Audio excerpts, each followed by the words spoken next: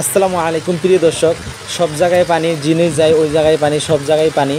দেখি আজকে ধুবড়ি টাউনের মধ্যে যাই আর কি, ধুবড়ি টাউনে কীরকম পানি হয়েছে। আর গ্রাম অঞ্চলে তো পানি হয়েছেই।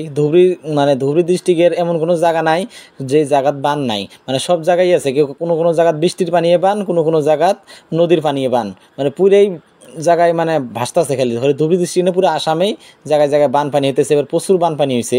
আজকে যাই দেখবার গেতেছি ধুবড়ি টাউনের মধ্যে পানি উঠছে না নাই, শুনছি ধুবড়ি টাউনেও পানি ওঠার কথা শুনছি। দেখি ধুবড়ি টাউনে কীরকম পানি হয়েছে না হয়েছে। গ্রাম অঞ্চল তো ডাইভে গেছে পানি টেনে দিয়ে, এত পানি হয়েছে এবার হুলস্থুল পানি হয়েছে।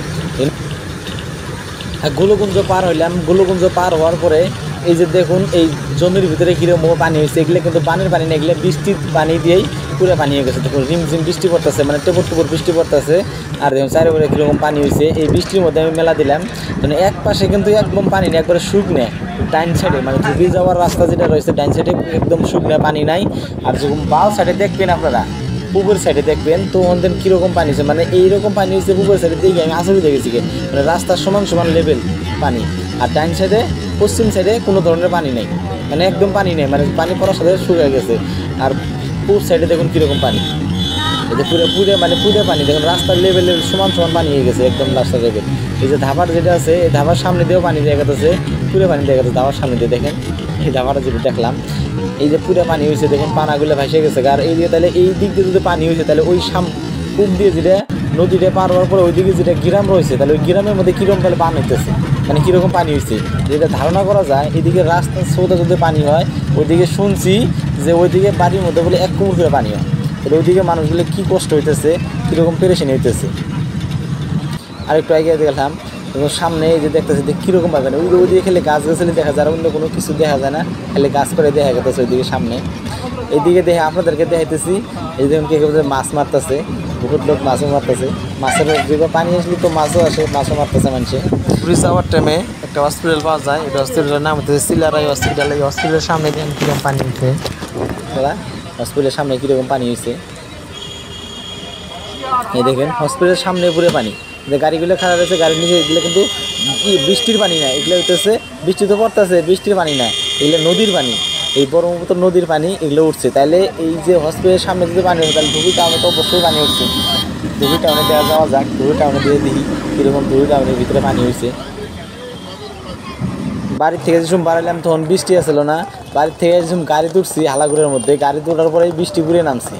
ধুবড়ির যাওয়ার পরেও গাড়ির থেকে নামলাম যেসব ধুবড়ির নামার পরে পুরে বৃষ্টি, পরে অমনি রিক্সা একটা নিলাম, পরে একটা রিক্সা নিয়ে তো রিক্সা নিয়ে গেতেছি। দেখুন বৃষ্টি কিন্তু পড়তেছে, আর রিক্সার মধ্যে বসে রয়েছি। রিক্সাওয়ালা বুঝতেছে না, রাজধানী রিক্সাওয়ালা ছাতি লাগাইছে। এই যে দেখেন কীভাবে ধুবড়ি টাউনের ভিতরে পানি, বাপরে বাপ।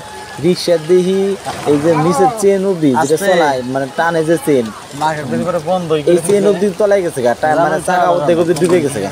এত পানি হয়েছে ধুবড়ি টাউনের ভিতরে, আচরিত পানি হয়েছে, অসাধারণ পানি হয়েছে, বাপরে বাপ। তাহলে ধুবড়ি টাউনের ভিতরে যদি এইরকম পানি, তাহলে গ্রাম অঞ্চলগুলো তাহলে কি হয়েছে? গ্রামের তো বাদ পড়েছিলাম, যেগুলো শহর এলাকায় থাকতেছে তাহলে তা করে কি অসুবিধা হয়েছে, এই প্রচুর অসুবিধা হয়েছে।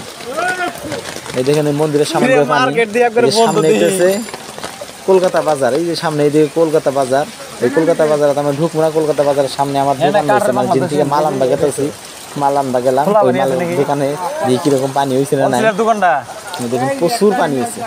এই যে দোকান থেকে মাল করে এই দোকানের সামনে পুরো পানি। এখন তো নাইমে এই যে দোকানে এই দোকান থেকে মাল আনবো, এইটা হচ্ছে আমাদের দোকান, এই দোকান থেকে হোলসেলের মালগুলো নিয়ে যাবো। রিক্সাওয়ালা করতেছে জামগা, রিক্সাওয়ালা কত মতো বুঝে টুঝে পরে রাখলাম, আরে খারাপ নিয়ে গেলাম, ভিতরে উঠে মাল টাল নিলাম। এই দেখুন দরজার ভিতরে পানি ঢুকে গেছে, এই যে যেটা দিন থেকে মাল নেই ওটার ভিতরে পানি ঢুকে গেছে। তারপরে মাল টাল নিয়ে আবার রিক্সাওয়ালা করলাম যে চলো জায়গা। এই যে দেখুন কে কোয়াইতেছে, দেখুন 1 হাঁটুর উপরে পানি। মানে এই জায়গায় যদি পানি, তাহলে আরও একটু নামার দিকে গেলি, মানে কালীবাড়ি আরও কী পানি জায়গা আছে ওগুলো দিয়ে গেলে, ওগুলোতে তো আরও পানি হয়েছে। এই মেন রোডের মধ্যে এরকম পানি, তাহলে আরও ওই দিকে গেলে কীরকম পানি।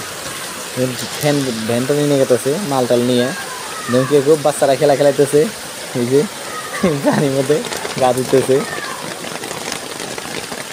টাউনের ভিতরে কি পানি হয়েছে,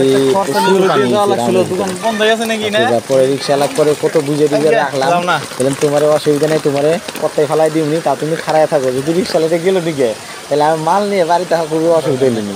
এই পানির ভিতরে রিক্সায় পানি কোনো আর মালটা আমি নিয়ে আমো কি ভাই, মানে রিক্সার থেকে নামছি যে একটু পানির ভিতরে নামে, তারপর রিক্সার থেকে নামে তারপরে দোকানের ভিতরে মাল নিয়ে গেছি। তাছাড়া মানে তারপরে মাল আবার ফির তুলে নিয়ে পরে নিয়ে এলাম। দেন দেখি এখান ঘুরে গেতেছি, ঘুরে যাওয়ার টাইমে থানার সামনে দেখুন, থানার সামনে কিরম পানি হয়েছে। এই যে দেখুন, এটা দেখতেছে মাজার, এই যে সামনে যেটা দেখা গেতেছে দেখতেছে মাজার, এই যে মাজারটা। এই মাজারের সামনে দেখুন এই যে জেল রোড, মানে এটাই জেল রোড কয়, এই যে জেল এটা মানে থানা, মানে যেটার ভিতরে কায়দে রাখে এটা যে জেল। জেলখানার আশেপাশে দেখুন চাইরমুড়ে দেখিরম পানি। এই যে দেখুন, এই যে এই যে দেখুন বগল দেখিরম পানি, মানে এই যে জেলখানার সামনে যে রাস্তা আছে এই রাস্তাটা তলাই গেছে, দেখি একবারে ফুলে তলাই গেছে, ফুলে মানে বানে বসে ধুলি টাউনের ভিতরে গ্রাম অঞ্চল একদম ভেসে গেছে। এইবার প্রচুর বার পানি হয়েছে, চাইরের দিকেই বানপানি হয়েছে, কোনো দিকে বাদ নাই, যে বানপানি হওয়া। হ্যাঁ।